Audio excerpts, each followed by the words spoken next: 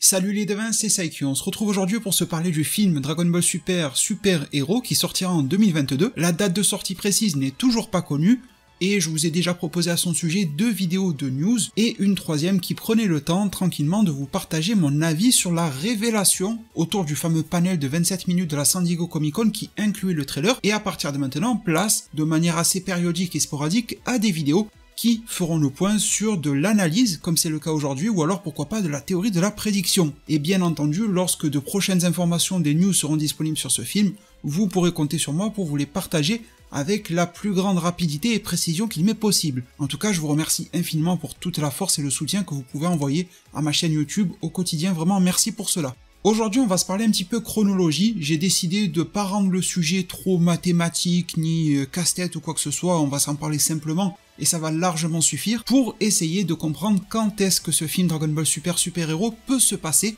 à l'intérieur de la chronologie de Dragon Ball. Alors je tiens à rétablir quelque chose, c'est qu'il y a quelques personnes, à la fois sur YouTube et sur Twitter, qui se permettent de dire que c'est confirmé, ça se passe à tel moment, c'est confirmé officiellement que dans la chronologie on est en l'âge machin, parce que vous savez que dans Dragon Ball on ne parle pas en année mais en âge, et je tiens d'ores et déjà à remettre les choses à plat. Au 8 août 2021, rien du tout n'est confirmé concernant la chronologie, concernant l'âge dans lequel se déroule ce film, si ce n'est quelques éléments visuels que l'on va décortiquer aujourd'hui qui nous permettent de faire quelques suppositions, et également une phrase qui a été prononcée durant le panel de la part et de la bouche des producteurs eux-mêmes qui étaient en présence. Et je tenais à vous le préciser pour ne pas vous faire flouter par des personnes qui essaieraient de s'attirer un petit peu la visibilité pour pas grand chose vers eux. Alors le sujet est vaste, il y a plusieurs morceaux par lesquels on pourrait commencer, mais on va commencer par le plus évident, la révélation du personnage de Pan, de son chara-design. Lors du panel de la San Diego Comic Con pour le film Dragon Ball Super Super Hero, on a vu la petite Pan qui a été présentée, bien évidemment associée à des chara-designs de Piccolo, au visuel du lieu d'habitation de Piccolo avec sa petite maison et sa boîte aux lettres assez mignonne, et on espère que Pan y viendra poster quelques lettres. D'ailleurs, j'en profite, vu qu'on était un petit instant de debunk, de vous dire aussi que certaines images courent un petit peu partout sur internet de Piccolo et de Pan, et ce ne sont que des fan-art. Attention, quand je dis que des fanarts, ce n'est pas péjoratif. Les fanarts, c'est extrêmement cool et classe, et j'adore ça vraiment depuis de nombreuses années, mais pour vous dire, ce n'est pas officiel, parce que j'ai vu ce genre d'image là, comme vous avez à l'écran, avec des titres ou des tweets et tout ça, disant « Regardez, c'est officiel, ça sera comme ça dans le film ». Tout cela n'est qu'un fanart. Je vous mettrai le lien de l'artiste en description si vous le souhaitez. Donc faites attention, parce que pour le moment, à part ce qu'il y a eu à la San Diego Comic Con et sur le site officiel Dragon Ball, il n'y a pas grand chose de plus qui a été révélé sur le film. Mais si ces personnes qui aiment bien faire des fakes prenaient le temps d'analyser les choses, on pourrait analyser le fait qu'on a déjà pas mal d'éléments à se mettre sous la dent, dont notamment le fait que Pan a manifestement grandi. On espère que Goten et Trunks apparaîtront dans le film avec eux aussi un visuel qui sera moins juvénile qu'actuellement dans Dragon Ball Super, mais bon, pour le moment ils ne sont pas révélés et on verra bien plus tard. Mais Pan a grandi et elle a un vêtement bien particulier, c'est celui du jardin d'enfants au Japon. Et si jamais vous ne me croyez pas, eh bien sachez que je n'invente rien, c'est tout simplement dit par les producteurs du film. Lors de ce même panel, ils ont dit très clairement, sans détour, que Pan était vêtue des vêtements du jardin d'enfants. Donc entre le fait que l'on constate qu'elle ait grandi, c'est un fait associé au fait qu'elle est confirmée comme étant au jardin d'enfants. Au Japon, on a 2 sortes de jardins d'enfants. On a ce que l'on appelle le Yuchi-en et ce que l'on appelle le Hoiku-en, si je prononce plus ou moins bien, et ça tombe bien parce que le producteur du film, lorsqu'il en a parlé dans le panel, il a dit le terme de Yuchi-en, ce qui nous permet d'affiner encore plus notre analyse de la situation pour comprendre quel âge peut avoir Pan. Parce qu'une fois que l'on aura l'âge de Pan, on pourra comprendre où est-ce que l'on se trouve dans Dragon Ball Super dans la chronologie. Le nerf de la guerre est un petit peu là pour le moment. Et pour le Yuchi-en, le jardin d'enfants au Japon, on a au minimum 3 ans et au maximum 5 ans. Ça réduit un petit peu les taux, mais malgré tout c'est assez large. Là déjà on est fixé, parce qu'on sait que le film Dragon Ball Super Super Hero va se passer après les événements actuels de l'arc Granola, étant donné qu'à la fin de l'arc Moro, on y voyait Pan qui était bébé, et que l'ellipse entre Moro et Granola est très très brève. Il reste bien sûr la possibilité que l'arc Granola subisse une ellipse lui aussi, que l'on fasse un bond en avant de quelques années, mais pas trop, parce que sinon le personnage de Granola pourrait mourir pour les raisons que vous connaissez. Mais en l'état, si l'arc Granola n'évolue pas trop dans la chronologie, qu'il se passe seulement quelques jours, semaines ou mois à l'intérieur de celui-ci, en effet, le film Dragon Ball Super Super Hero se passera nettement après l'arc en cours du manga, ce qui peut donner de bons espoirs par rapport aux formes et aux pouvoirs que Goku et Vegeta utilisent à l'intérieur de celui-ci, et de les voir pourquoi pas animés pour la première fois par Toei Animation dans un produit officiel qui sera le film. Ça déjà c'est un bon point, mais nous ce qu'on veut vraiment savoir parce qu'on est fan de Dragon Ball, est-ce que l'on va finalement atteindre le 28e tournoi des arts martiaux ou non? Celui où Son Goku est plutôt vêtu de bleu et qu'il y fait formellement la rencontre de Oob et qu'il part avec lui pour l'entraîner. Est-ce que l'on se trouve juste avant, presque pendant ou après ce tournoi-là? Malheureusement, le mystère plane, comme je vous ai dit, ce n'est pas révélé officiellement, mais si on continue l'analyse, on peut y voir un tout petit peu plus clair sur ce sujet, étant donné que dans Dragon Ball et Dragon Ball Super, le personnage de Pan est né en l'âge 779. Actuellement, dans l'arc Granola, nous sommes supposément dans l'âge 780. Supposément parce que nous n'avons pas eu d'indication trop précise sur l'évolution de la chronologie, et qu'il s'est passé quand même beaucoup de choses en l'âge 780. Pour vous donner quelques exemples, en 780, on a eu la naissance de Bra. En 780, on a eu le tournoi du pouvoir. En 780, si on prend l'animé et les fillers, on a eu également les petites escapades avec Gohan, Great Saiyaman et Watagash. En 780, on est supposé aussi avoir le film Dragon Ball Super Broly qui se déroule, plus l'arc Moro et actuellement l'arc Granola. C'est pour cela que ça fait beaucoup d'éléments qui se déroulent dans un seul et même âge de Dragon Ball, le 780e, mais bon, pour le moment, c'est ce qu'il faut en comprendre, même si on a du mal à comprendre comment tout cela s'enquille, parce que il y a des périodes de latence à l'intérieur de ces arcs-là. On en a une là, avec une petite ellipse, lorsque Goku et Vegeta s'entraînent dans l'arc Granola, il y a eu 2 mois. Dans l'arc Moro, on a aussi eu 2 mois d'ellipse, plus la période d'attente de réactivation des Dragon Ball, les phases de repos et de paix entre les arcs,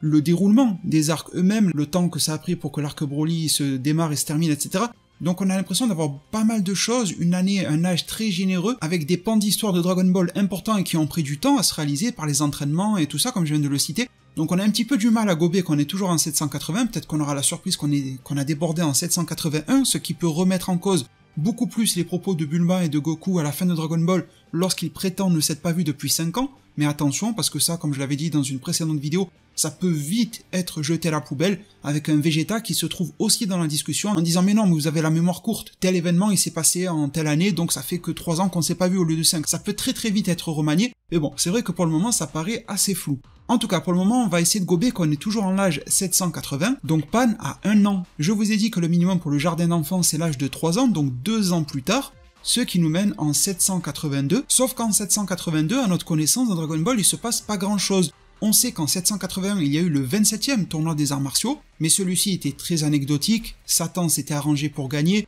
Boo avait fini 2e, bon voilà, des petites conneries assez drôles comme d'habitude, mais une Pan qui a 3 ans, donc le minimum du jardin d'enfants, ça nous mènerait en 782, soit 2 ans, 2 âges avant le 28e tournoi des arts martiaux, celui de Goku, de Oob, etc. Donc on en serait quand même bien loin, ça serait un petit peu dommage. Si Pan a 4 ans et comptable au milieu, eh bien ça nous mène encore une fois dans une portion vide de la chronologie Dragon Ball, 783, rien de connu à ce jour et on est 1 an avant le 28e tournoi des arts martiaux. Et si Pan a 5 ans, le maximum, la limite d'âge pour le jardin d'enfants, là on peut peut-être discuter, ça peut être intéressant, ça nous mène en 784, et ça nous mène dans la même année que le tournoi des arts martiaux. Sachant que ce tournoi se déroule assez tôt dans l'année, il se déroule au mois de mai. On pourra avoir ce petit entonnoir chronologique dans lequel plusieurs éléments intéressants se rassemblent, l'âge de Pan qui évolue, Goten et Trunks qui auraient beaucoup grandi, Oob également, et le rapprochement avec Son Goku. Cependant, vous l'avez compris, on a 3 choix, soit Pan a 3, 4 ou 5 ans, et il n'y a que dans l'hypothèse où elle aurait 5 ans que pourquoi pas on serait au 28e tournoi des arts martiaux, et encore, ça dépend du mois de l'année. On comprend tous alors que même s'il est probable que l'on atteigne cette date fatidique qui avait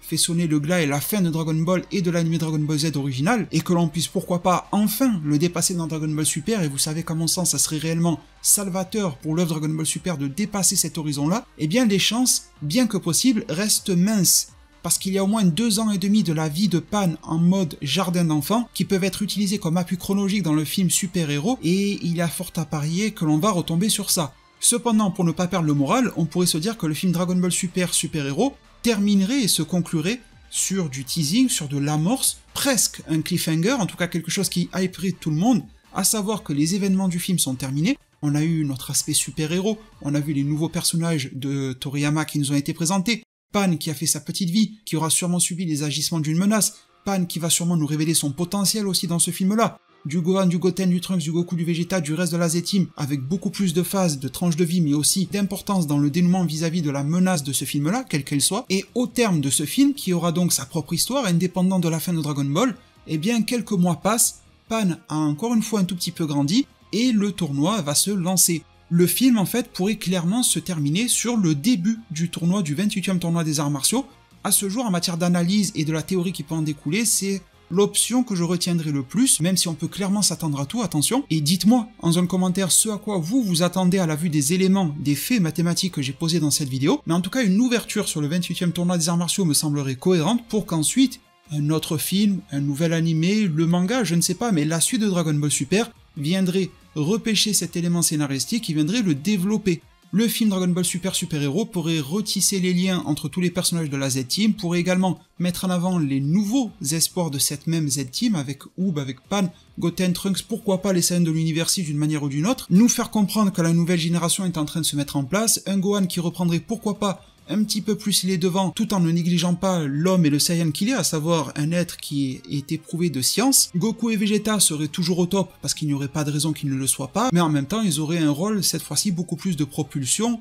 de cette fameuse nouvelle génération que l'on est en droit d'attendre dans Dragon Ball. Pour clôturer, je terminerai sur une petite parenthèse, mais j'ai le feeling, et j'en ai discuté avec d'autres personnes qui ont plutôt le même feeling que moi, que le Son Goku que nous avons vu dans le teaser du film Dragon Ball Super Super Hero, avec ses vêtements classiques, etc., pourrait ne pas être vêtu ainsi dans le film Dragon Ball Super Super Hero justement. Ils nous l'ont montré ainsi dans le teaser pour voir comment était faite la 3D, pour voir les mouvements et ce genre de choses, mais on remarquera que l'on n'a pas eu de chara design de Goku, et ça c'est important. C'est peut-être révélateur du fait que Goku n'aura pas le design que l'on a eu dans le teaser, mais celui qui est dans le chara design qui reste secret, donc pourquoi pas le vêtement bleu qu'il a à la fin de Dragon Ball originellement, un autre vêtement entre deux, un petit peu comme dans Fukatsu no F, mais en tout cas quelque chose pourrait venir nous surprendre sur les vêtements de ce Son Goku, étant donné que l'on a évolué dans la chronologie de Dragon Ball, que l'on se situe en 782, en 783 ou en 784, en tout cas, on a évolué. Eh bien mes chers devins, je vous remercie infiniment pour tout votre soutien, de m'avoir apporté votre écoute et pourquoi pas votre regard durant cette vidéo-là. N'hésitez pas à me partager absolument tout ce que vous en pensez en zone commentaire, je serai là pour vous y lire et vous répondre un maximum qu'il m'est possible. Merci encore une fois pour toute la force, prenez tous extrêmement bien soin de votre futur, et à plus pour de prochains arts divinatoires.